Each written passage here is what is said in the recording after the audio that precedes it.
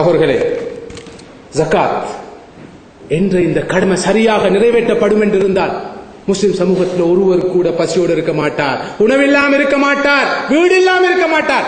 அல்லாஹ்வுடைய ரசூலுடைய வாக்குறுதி.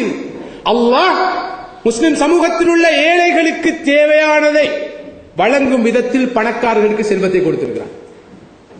வறியவர்களுக்கு தேவையானதை கொடுக்கும் விதத்தில் அல்லாஹ் செல்வந்தர்களுக்கு வசதியை கொடுத்திருக்கிறார். அவர்கள் சரியாக கொடுக்க வேண்டியதை கொடுத்தால் ஏழைகள் என்ற ஒரு சமுதாயம் இருக்காது.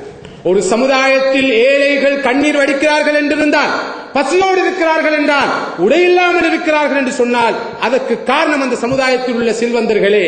நிச்சயமாக அந்த செல்வந்தர்களை அல்லாஹ் மறுமையில் கடுமையாக விசாரிப்பான், மிக மோசமாக தண்டிப்பான் என்று சொன்னார்கள் ரசூலுல்லாஹி ஸல்லல்லாஹு அலைஹி வஸல்லம்.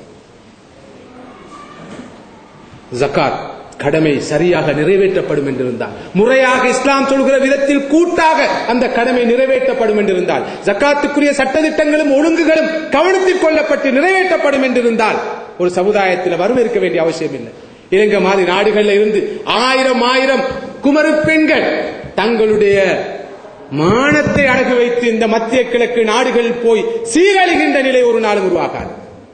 அந்த சமுதாயத்தில் உள்ள ஆண்கள் ஆண்களாக இருந்தால், முஸ்லிம்கள் முஸ்லிம்களாக இருந்தால், மூமின்கள் மூமின்களாக இருந்தால், சகோதரர்களே சகோதரிகளே, இலங்கையிலிருந்து செல்கின்ற பெண்களுடைய, மத்திய கிழக்கு செல்கின்ற பெண்களுடைய அவல நிலையை அறிவீர்கள் என்றால் இரத்த கண்ணீர் வடிப்பீர்கள். இதற்கு என்ன தீர்வு?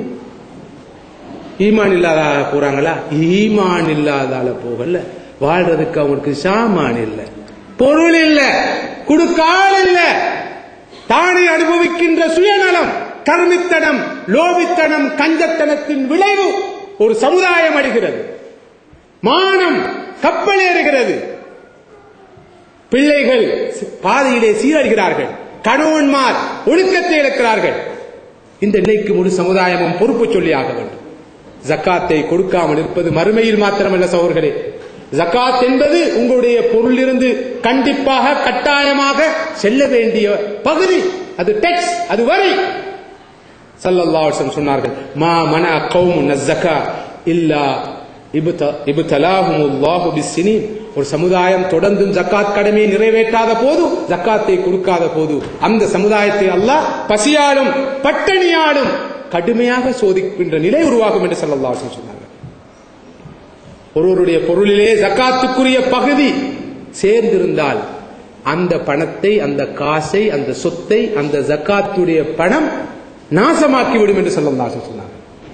ஒருவருடைய சொத்துல, பணத்துல, காசுல ஜகாத்துக்குரிய பகுதி சேர்ந்திருந்தால் அவருடைய சொத்தை அந்த ஜகாத்துடைய பணம் அப்சதத்து நாசமாக்கிவிடும் என்று சொன்னார்கள் ஸல்லல்லாஹு அலைஹி வஸல்லம். கடலிலோ அல்லது கரையிலோ ஒருவருடைய சொத்து அழிகிறது என்றால், கடலிலோ அல்லது கரையிலோ ஒருவருடைய சொத்து அழிகிறது என்றால் அதற்கு நிச்சயமாக காரணமாக இருக்கும் அதற்குரிய ஜகாத் கொடுக்கப்படாமல் இருப்பது என்று சொன்னார்கள் ஸல்லல்லாஹு அலைஹி வஸல்லம். ஜகாத் கடமை நிறைவேற்றப்படாத போது உடைய சொத்திற்கு பாதுகாப்பு இல்லை. எவ்வளவு இன்சூரன்ஸ் பண்ணினாலும், காப்புறுதி செய்தாலும், பாதுகாப்பு நடவடிக்கைகளை மேற்கொண்டாலும் ஜகாத், அதுக்குரிய ஜகாத் கொடுக்கப்படாத போது அந்த சொத்துக்கு எந்த பாதுகாப்பும் கிடையாது, பாதுகாப்புக்கான உத்தரவாதம் கிடையாது என்று ஸல்லல்லாஹு அலைஹி வஸல்லம் சொன்னார்கள். ஒருவர் ஜகாத்துக்குரிய தொகையை கொடுத்து வருகின்ற போதுதான் அந்த சொத்தில் உள்ள ஷர்ரு, தீங்கு, கேடு அகன்று விடுகிறது என்று சொன்னார்கள் ஸல்லல்லாஹு அலைஹி வஸல்லம். சகோதரர்களே, சமுதாயத்துடைய கூட்டு பொறுப்பு என்ற வகையில் சிந்திக்க வேண்டிய பகுதிகள் இவை.